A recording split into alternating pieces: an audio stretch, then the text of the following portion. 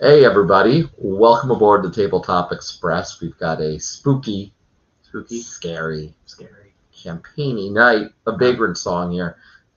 Ryan's back with another live teach Q&A, and tonight is a little different. We're learning Vagrantsong, but then we're also going to go and play it. Yeah. And what very well could turn into, and what we're likely will turn into, a series of, I guess, 30 games.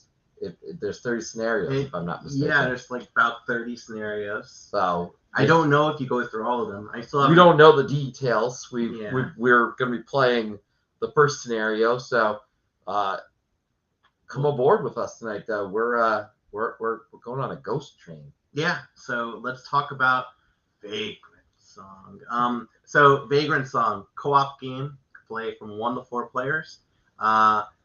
And I'm going to avoid spoilers in this. There are spoilers in this board game. We're going to be avoiding spoilers as much as we can.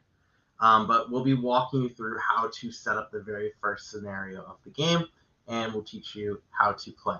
So I'm going to pull on up the actual board itself. You guys should be able to see that. And just like all of our other live teaches, if you have any questions, feel free to add them in the comments, and we will address them as we can. Okay, so right here I have the board set up. Okay, we've actually pre-selected some of our characters, but the first thing you should do is select the character. I'll get back to that in a minute. What you're going to do though is you're going to open up what is called the scenario book. It's this white book right over here. You're going to open that up to the first scenario in the game, which is called Shelter from the Storm. Okay, have it on open to this page, and basically all of the tokens all the symbols that are on here, you're filling out on the board. So I'll just point them out right now. You're going to have some of these tokens. Let me actually go to our other camera so it's actually easier to see. So these kind of tokens have these numbers. These are called event tokens. So in this case, the number 3 is going to go on the round track on the 3rd spot. Some other tokens you might see have different letters. This one has an R. This is the round indicator. You're going to put that on the number 1 spot.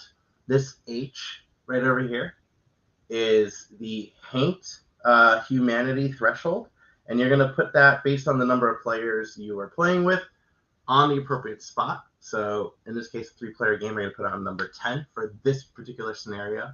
The scenario booklet tells you exactly where you're going to put it on. Let me go on to this screen now, just so you can sort of see.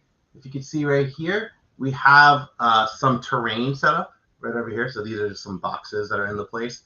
The setup also indicates like this is where the particular Haint is going to go. That's the name of the ghost. So they're like old-timey. They used to call them Haints. It's a very unfortunate term, but that's what they're called. So that's our Haint. Here's our number 6 right over here. It's another event token. We have some more over here. We have over here the break track. Okay, we have the B over here. It tells you to put the B right over here, then the number 7 token over here, and then the number 0 token right over here. You're going to take this heart, which is the humanity tracker, and you're going to put that right onto the humanity track. You see this thing right here. Down below, You're going to take a number of these different haunt effect tokens. You're going to take the white and black ones and take a number based on the number of players. So in this case, we're going to have 3 white and 3 black because we're playing a 3-player game today of this. So we got the 3 white and 3 black, and I'll set them to the side over here. You're going to take the ritual cards. Now, I put them on this little tray right over here, but this ritual cards, you're gonna find right now the ones that say shelter of the storm. So let me just go to this screen so you can see. I'll come back and explain what this all means, but just know. Oh, there we go. Let me just do it this way. So on the bottom it says shelter from the storm, and on top it says ritual, where my finger is. You're gonna put those on the spots that say ritual 1, 2, and 3. It doesn't matter what spot they go to. Just, those are the 3 slots for the ritual cards. And that's the board setup pretty much. So let's go into figuring out what character you're going to be. I've set up a character on the side that I'm going to be pulling up right this moment. So I'm pulling up a character that I'm currently playing as in a solo campaign. This is the Empress. Actually, I'll go to this camera. It's a lot nicer. Sorry, we have a lot of cameras. And I'm doing everything through a trackpad. Yeah. Josh is right. We do know it's a good game if you start using coin protection. This is a pretty good game. I'm not going to lie. Pretty good game. So this is your character sheet. And I'm playing right now as the Empress. Okay. On the left and right hand side are where you're going to be placing your skill cards. Okay. So your skill cards, you're going to be placing right over there on the left and right. And you'll notice there's like a little notch on the end over here. You're going to find the opposite matching knot and kind of make a diamond or make it with it. So you see right here how they're matching? Yep. Isn't that little aesthetic really nice? Yeah. On the bottom is where your junk goes, and that's effectively just like items. So they call it junk in this game. Over here is your humanity track. Okay, you're going to take a heart marker and you're going to put it onto your humanity track. This is essentially your health. And as the ghost hits you, you guessed it, you'll be going down in that health, right? When you eventually make it to 0, you're going to take one of these skills and you're going to flip it over to its wounded side.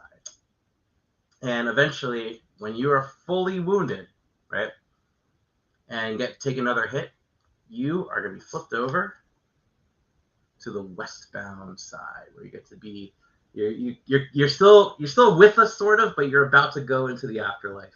Ooh. Yeah, so it's pretty cool. But I'll get into all the details later. Just know that's good. That could happen. So I've selected this character.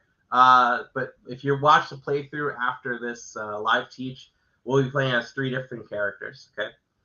You're going to be taking the 3 matching tokens of your character. And you know what? I'm actually going to switch characters right now to this Curse Bearer because this character I actually have set up in front of me. So you're going to take the matching 3 coin tokens that match your character. So you see I have this eyeball over here. I have these with 3 eyeballs. There's other characters like the Empress has stars. And these are what you're going to be using for your actions, okay? And then we have over here all the different stats of your character.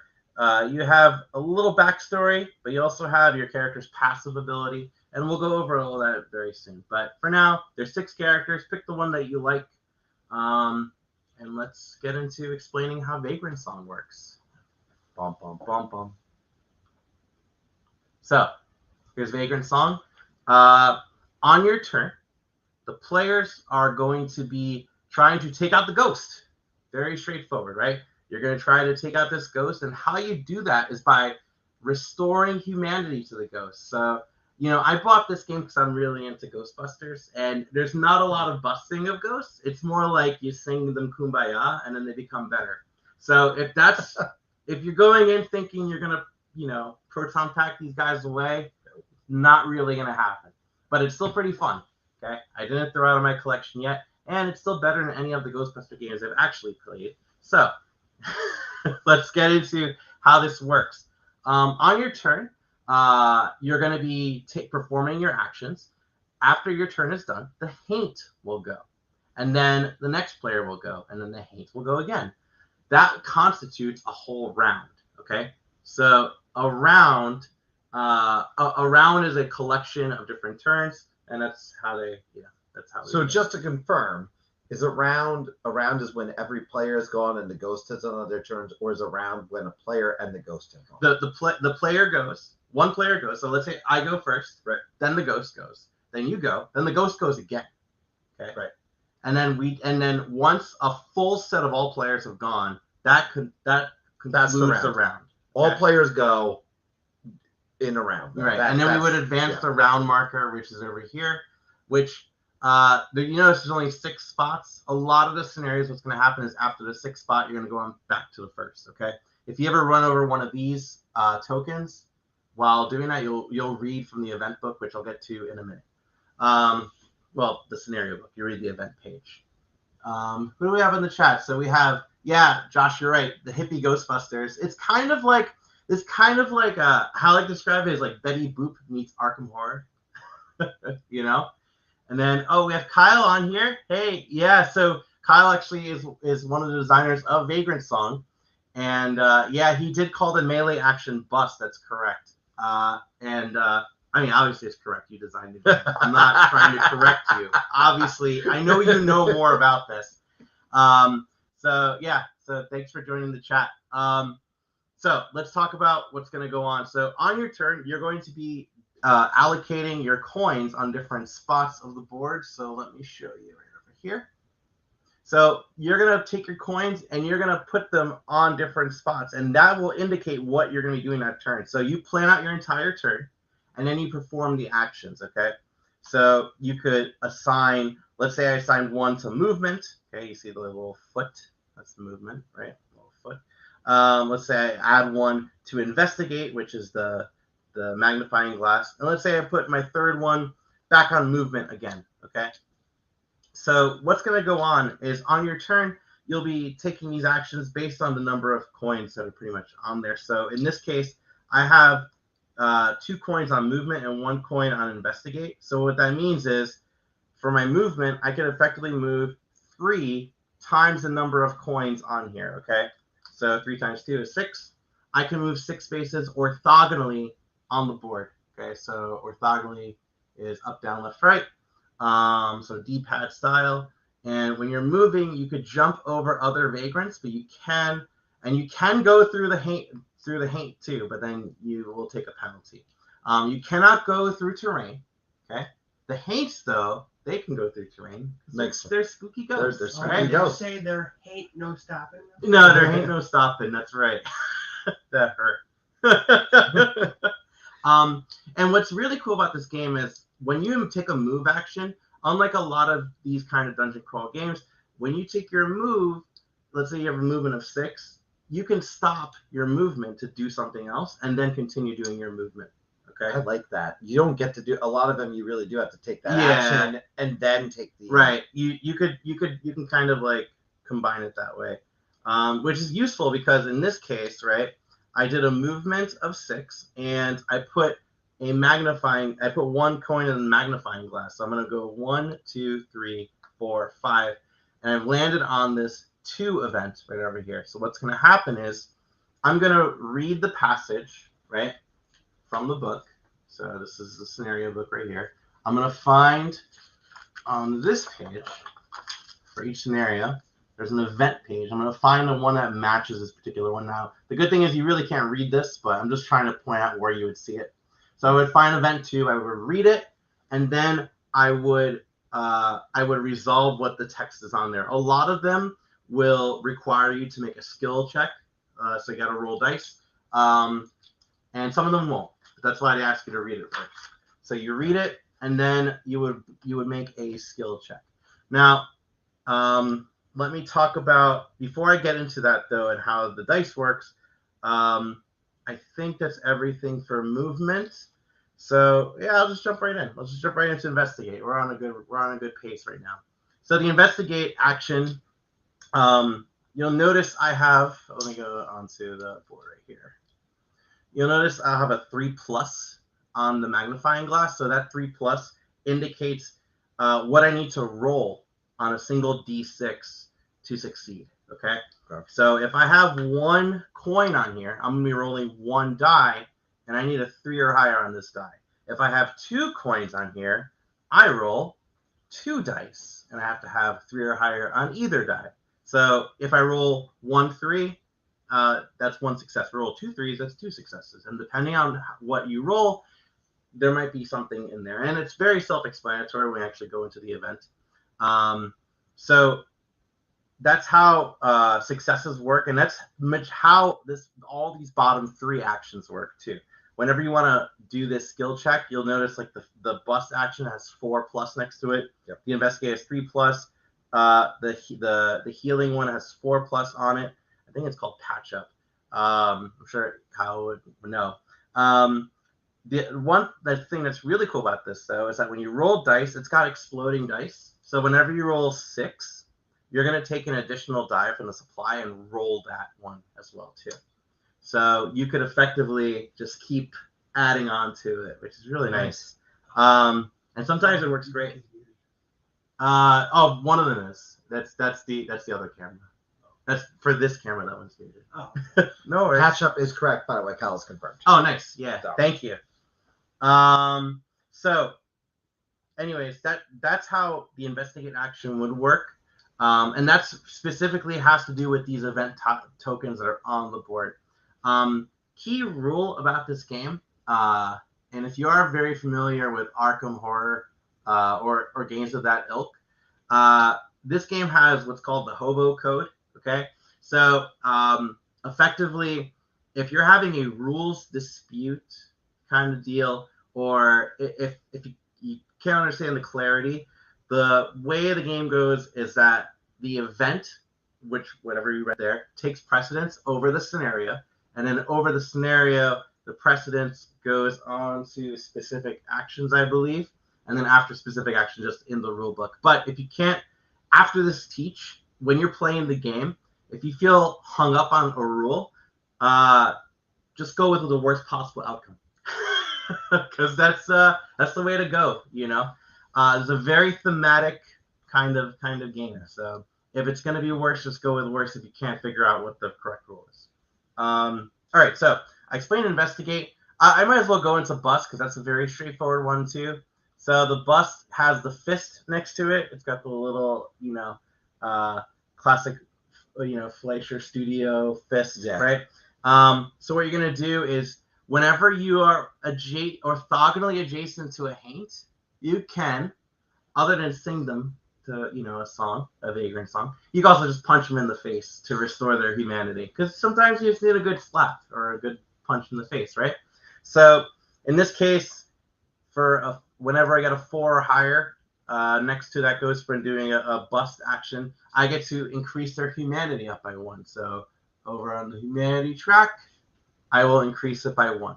Okay, and every time you increase the humanity level, when you eventually reach this H right over here, the humanity threshold, you are going to trigger what's called a break, and that's how you win the game. Most of the time, a lot of scenarios tell you to win the game, just do enough breaks to restore the humanity of this ghost. There's some scenarios that do change that. So in this case, eventually, when I successfully do that, I slide this over, and I would read the event, and we would reset this back to 0.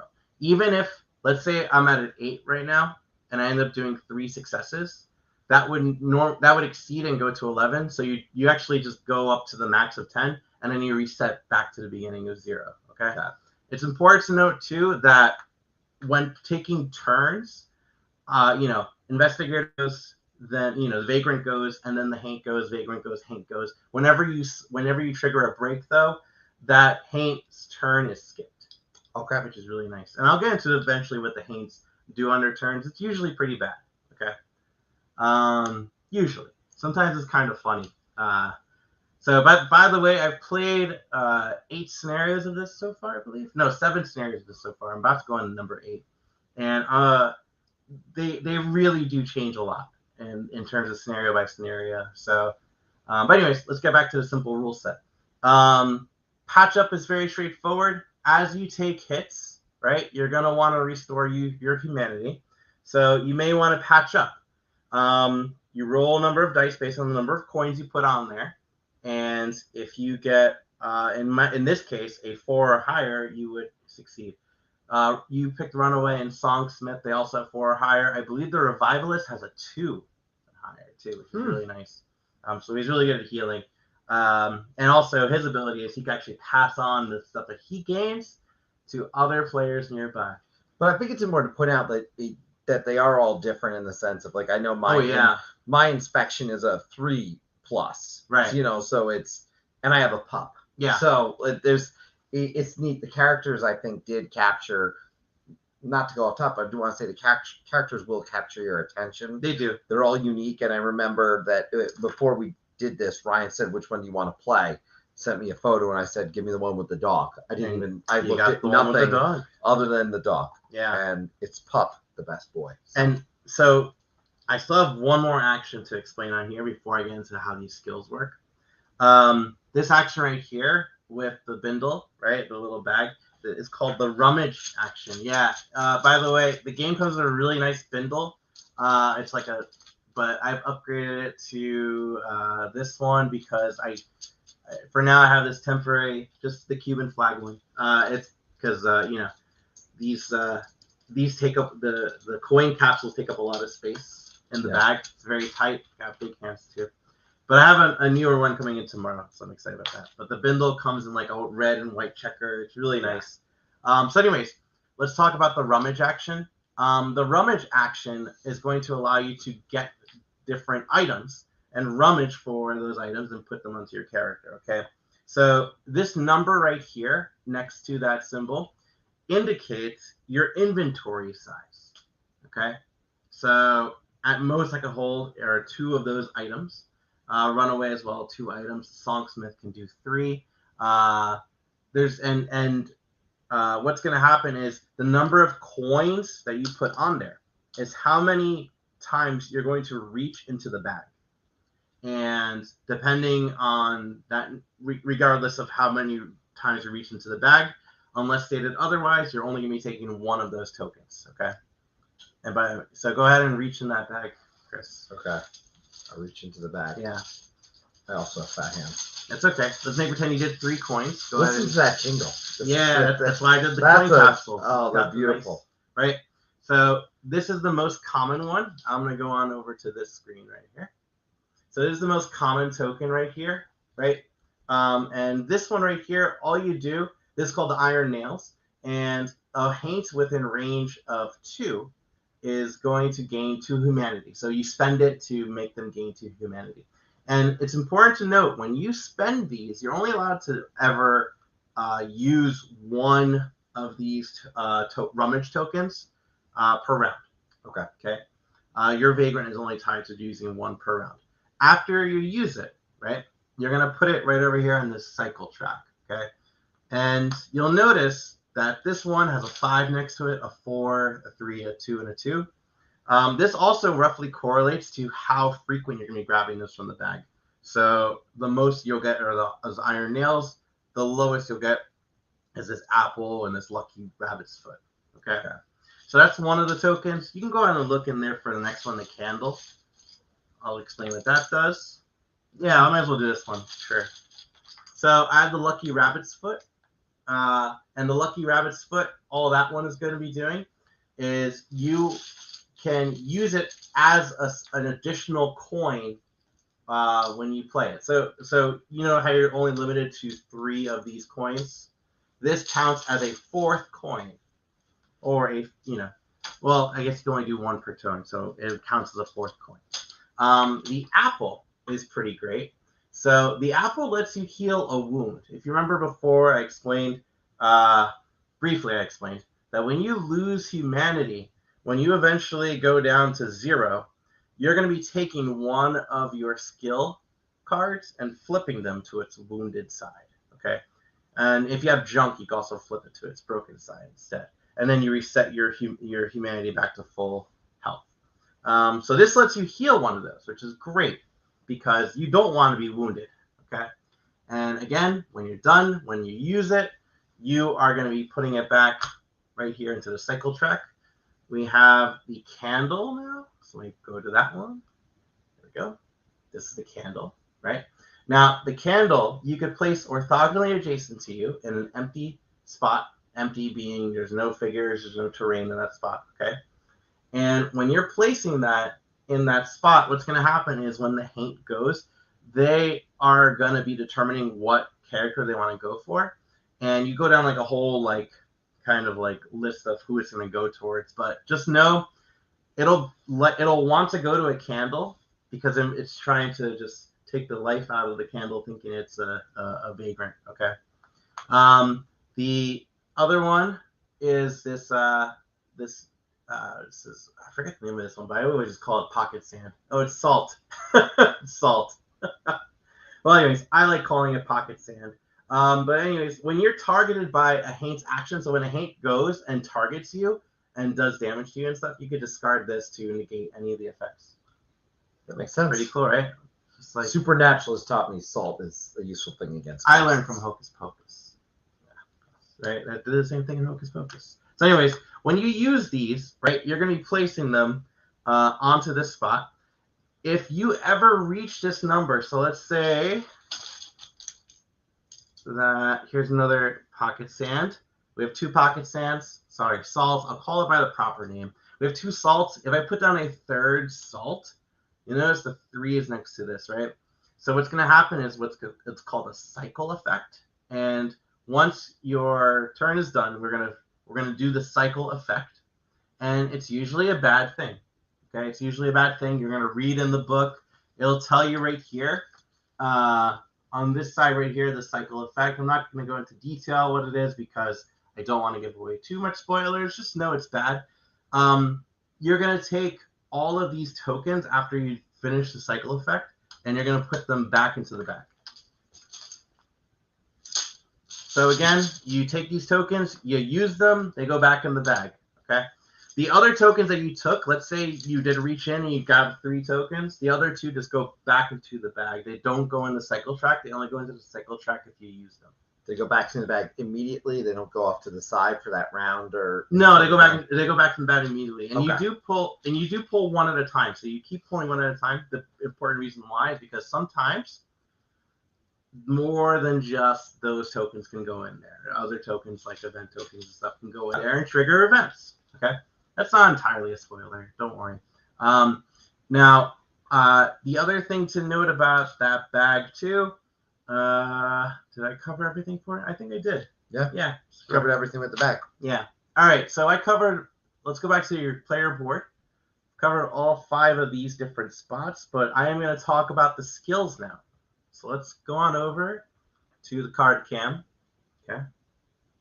Let's try this out. Come on, card cam. Don't do me wrong. All right, cool. So here's an example of one of the skills that are on there. So when you're taking your coins and placing them on the board, you could also place your coins on top of a skill. Okay. And this is the anatomy of a skill card. On the left or on the right-hand side, depending on what kind of skill it is. Okay. You're going to have a list of the target, it's the target symbol, right? The range, how much bones you roll, the dice, right? And the success that you're going to need. So in this case, this can target H. H is shorthand for Haints. V is shorthand for Vagrants. And any is any. Okay. The range is, again, orthogonal. Okay, so in this case, you can only do next to you with this particular guy. For this card, distant memory, you could do 1 to 2. Okay, 1 to 2. See that? In terms of the bones, that's how many dice you're going to roll. You're going to roll 2 dice. On this card, though, the bones have a coin symbol next to it. So what that means is you're going to roll dice based on the number of coins that you put onto the skill. And then the bottom number is the success value you'll need. So in this case, you'll need a 4. Other guy, you'll need a 5. And then you read the card. So in this case, Old Knife, Strange Blade. Reduce this skill's success value by 2 if you've moved this turn. For each success, target gains coin humanity. So depending on the number of coins you put on there, that's how much humanity they will gain on the humanity track. Okay. And then, that's pretty straightforward. A lot of them are very straightforward for explaining. And again, just anatomy of the card. They have these little notches either on the left or right. That indicates what side of your player board you could have them on. Your left half or your right half. Yeah. And as the game goes on, you're going to be getting more of these. You're getting more skills, and you'll become much more powerful. All right. So I've explained that.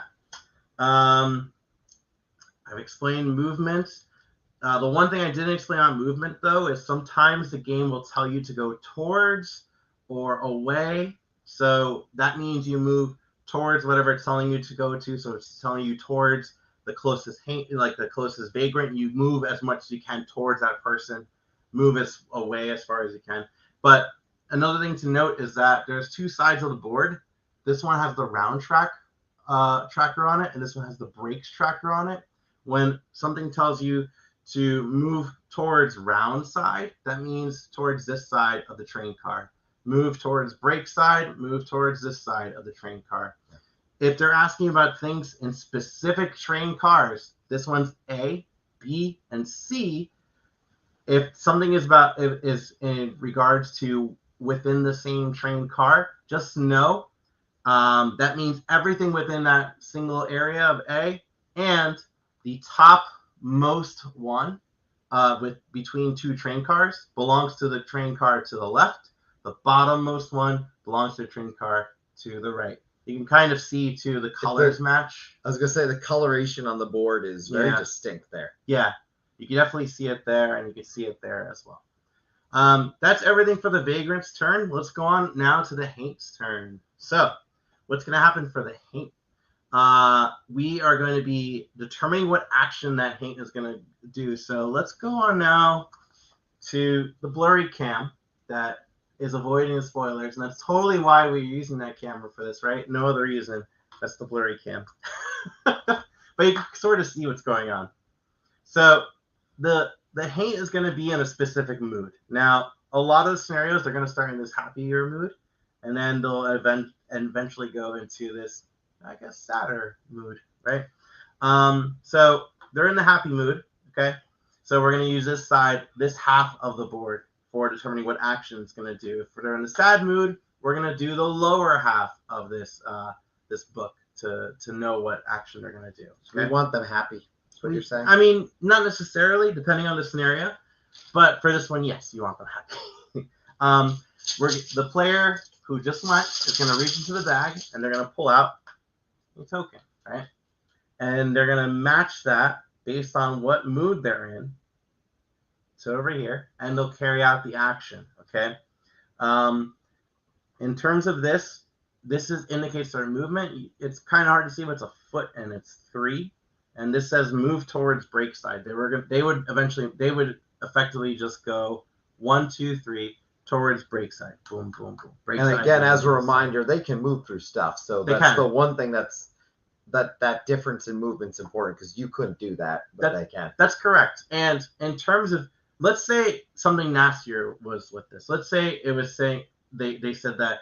Let's make pretend it said target vagrant loses 2 humanity. Okay, so let's make pretend that's the case. What it's going to do is it's going to determine what vagrant to target, okay? So there's a whole list of things that it takes to target. There's this really handy card that is out of view, but let me go on to, yeah, it's probably better in this view. Let's go on this little assistant card. On the bottom, this Haint target priority is pretty effective. It's got like 7 different things. It's going to be tough at first. I'm not going to lie. So let's just walk through it as easy as we can. The Haint is going to target special priority. So special priority is there's a specific token that says special target, and they'll be going for that person. Afterwards, action specific. So whatever the action said If it said target vagrant, then you just keep going. But if it said like the closest vagrant, then it's going to go to the closest vagrant. Afterwards, it's going to go to candles. Okay. So remember about the candles? It'll go towards the closest candle. And again, ghosts move the same way. They move orthogonally, never diagonally, and they move through terrain. But they also move through more things. I'll get to that in a minute. After candles, they're going to target the hurt vagrant, so the character has the least amount of humanity, regardless of number of wounds. So only the humanity level. Okay. Afterwards, it's going to go to nearby vagrant, because if there's a tie, it'll go to the next level, which is nearby vagrant, so the closest one it can reach. Afterwards, it's going to go towards the westbound vagrant, which is when you are wounded up, you get flipped over to the other side. And then finally, if you can't do that, it's going to go to the most recent vagrant, so whoever pulled that got it. Okay. It sounds like, though, just to clarify this, because if you're playing this and you've played enough games before, once you've gotten through this one or two times, you're gonna have a real good flow of it. The first time, though, it sounds like the reference sheet, and we're looking right at it, it's pretty straightforward. You may not know the answer right away. You may just have to double check. That's why they tell you with this hobo code, right? You should really focus on what's going to do damage most to the group. So if you're having struggles, and just remember that code, okay?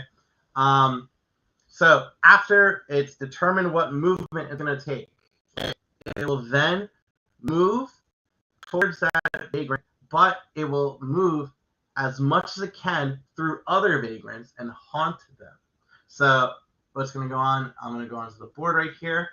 Let's say it was targeting the songsmith, right? Now, the songsmith might have the lowest humanity, which is why I might be targeting it, right? So if this guy had a movement of 4, right, he can go 1, 2, right, 3, 4. And he'll move through the songsmith, okay? And when he does that, the haunted effect will happen. So depending on the mood, you'll read the haunted effect, okay? So that one's over here. In this case, for the very first game, it's just lose 1 humanity. But they get more intricate as the game goes on. That's one way to look at it, but again, you have to go for the worst possible outcome. So you might go like 1, 2, 3, 4, right? 5, and just end up haunting all of us. Okay. Oof. So it's pretty bad. That would not be good. Yeah, you don't want that. Or maybe you do, because my character, whenever the curse bearer gets haunted, she actually gives humanity to that particular character, which is pretty cool, right? It's like, oh, you got me, but surprise, like pat you on the back or something. Anyways, you carry out the action. You take that used token, right, and you're going to put it back into the cycle track, and that could trigger a cycle effect, and then it'll go on to the next player, and then we just repeat this for the round. Yeah, that's pretty much how this game is going to go. Now, after that is all done, right? And let's say we win or we lose, okay? We win, by the way, by, again, triggering the brakes enough that this guy is down to 0. We lose, usually, this is one way to lose, and primary way to lose, if all of us are westbound. So let's talk about westbound now. And down? Westbound and down, sure.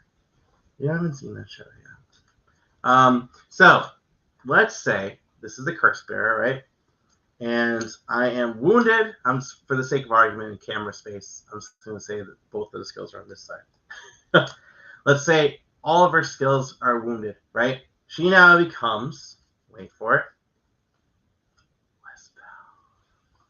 I don't know if you can hear westbound. So what you're going to do is you're going to move your humanity track on the lowest level, and you are going to take your set aside westbound card, have it on this side, and put it on top of any one of your skills, okay? It's important to note that whatever skill you put on is pretty important, because if we end up losing this game, that skill you covered up with your westbound skill is permanently out of the game for the campaign. So what's going to go on is you'll have a new effect, some new passive effects. You also have new stats too, but eventually what's going to happen, and a new skill, right? So in this case, if you were haunted this round, target gains 1 humanity. Then for each success, target gains 1 humanity. And that's how that skill works. And they all have different skills, right? But if you ever get back up to full health, you're going to flip on back to the side and choose one of your skills to flip back up to face up. Got it. Okay. So, hooray, you're back. But you could falter again. So just because you switch to westbound does not mean you are done. Correct. You're still playing still the have game. a chance. You are just kind of in the veil. Or Correct. You're in the veil, basically close to moving on. That's you right. have not quite done so. Yep. And not only that, if all players become westbound, we lose. Got it. Hooray. Now, just note, so let's talk about this book. This is the setup page, right? This is the Haints action page. The next page is going to be the event page, right? And then the back is this page of the book, which is indicating the camp phase. So if you win, you're going to read this passage of the rule book that says, like in this case, it says moment 28. So you'll go to the back of the rule book to go to moment 28 and read that passage, okay? And you would just follow it along. Yeah. If you are defeated, you read moment 29 and you follow that along. And it really walks you through it. So don't worry about it too much. After that's done, you're going to go into what's called teardown. So you just restore humanity and clean up scenarios. So you basically just go back to full health. Any wounds that you didn't heal or items that you did not heal, they stay that way. Okay? But your humanity goes back up to full health and you clean up the scenario. So help your friends, clean them up. Then you build up. So what that means is you spend coins to purchase skills as well as heal wounds. You could rummage for some tokens. You could draw a different junk. You could acquire junk, perform a seance, or bank coins. So these coins that are used for actions, right? They're also used as purchasing XP through different scenarios. Okay, so that's important to note. And there is a big rule that I missed out, and I'll get back to later. But don't worry. I'll get back to it. Just remind me ritual cards. Ritual card, big rule. Big rule. So you're going to spend those coins and you'll mark down what you actually did. And you'll also have a milepost sheet. So I printed this out, and this is my current campaign that I'm going on right now. So it'll tell you what you should cross off. But also, let's say you decide to bank coins. You just check it off on the bank coin side. And you can also use these coins to heal your wounds, like I said, or fix broken junk. Afterwards, you could save the game. So if you're ready for the next day, if you got a guy's got to go home, we'll save for the next one. And then when you guys come back, we manage vagrants. So we say, hey, I don't want to be the runaway anymore. I want to be the wayfarer because he's an old guy. And I'm like, okay, sure. And then you witness what's called the in-between. Okay, so the in-between is these little handy cards. You start with number 1, and you'll be doing this in-between scenarios, right? That's why the in-between cards, and you'll read the flavor text. And some of them, right, are going to be group decisions. Others are going to be you as an individual get to decide. So you might have noticed, hey, what's up with these A, B, and C's on the other side of my action tokens, right? They're used for the in-between. So what's going to happen is the in-between event, we'll read it, and we ask you, all right, do you want to, you encounter a crazy wild dog. What do you want to do? A, pet it. B, run away. C, vote. Find its owner, And each of you will be taking your token, and you'll vote separately. If it's a group decision, you just guys got to decide as a group. And that's pretty much it. Some of them don't have decisions, by the way, but most of them will. And before we end, I know you do want to hit on the ritual, though, right? Yeah, I do. So I do. And after that, you start into the next scenario.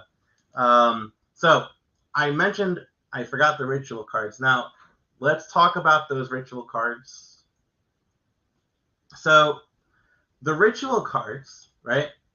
Each scenario is going to come with different ritual cards. They're effectively like goals that you want to achieve. Okay. So in this one, this particular ritual card, it says that if the turn faces move from train car A to train car C in a single turn, complete this ritual. And by completing, you would flip that card over, and you would get its effects. Sometimes it'll give bonuses to the player. Sometimes it'll make like the humanity increase. Sometimes it'll even give coins towards that purchase. So just keep that like during the camp phase. So that's the ritual cards I forgot to include. There's 3 of them. That's pretty much there. I'm pretty sure I covered everything in this game, and we are gonna be playing it live momentarily. Just a moment, and be on the look. There's a separate video for it, so if you're interested in watching, by all means, I already told Ryan after this I pretty much good for another one. Not tonight, but not tonight. But so we'll probably be back for another one after that. So ultimately, you'll see us probably series through some of these. But again, we will be playing it. So spoilers abound if you don't want to know anything at all. But if you're interested in following along, hopefully you can join us as we go on an adventure on the Ghost Train. Yeah. So I'm just calling it the Ghost Train. It's called Vagrantsong. I know. No, I mean it's a. I know the game is. I know. I'm messing with it. This is the Tabletop Express, so a game with a train just seems logical. Well, you know me. I like train games. Yes, you do. And I like Ghostbusting. So. But yeah, no, I'm excited. I'm excited to give this one a try. Ryan has been raving about this one. I will be shocked if it doesn't end up on his top 20 at the end of the year at this rate. So it's getting there. So we'll see. It's getting there. I'm guessing that it'll break that top 20 the same way that he's got a prediction or two. All right, so we'll break for like 5 minutes. We'll come back with our other video. Yep. I'll start it up and just keep it like in the mode. Yeah, so you could jump on over. That video is right on the channel. Just search Tabletop Express on YouTube. If you're watching this on Facebook and you want to easily jump over to it, this should go live on all the other channels as well, Twitch, all the usual places. So all right, see you guys there. We'll see you soon, guys. Bye. Choo choo.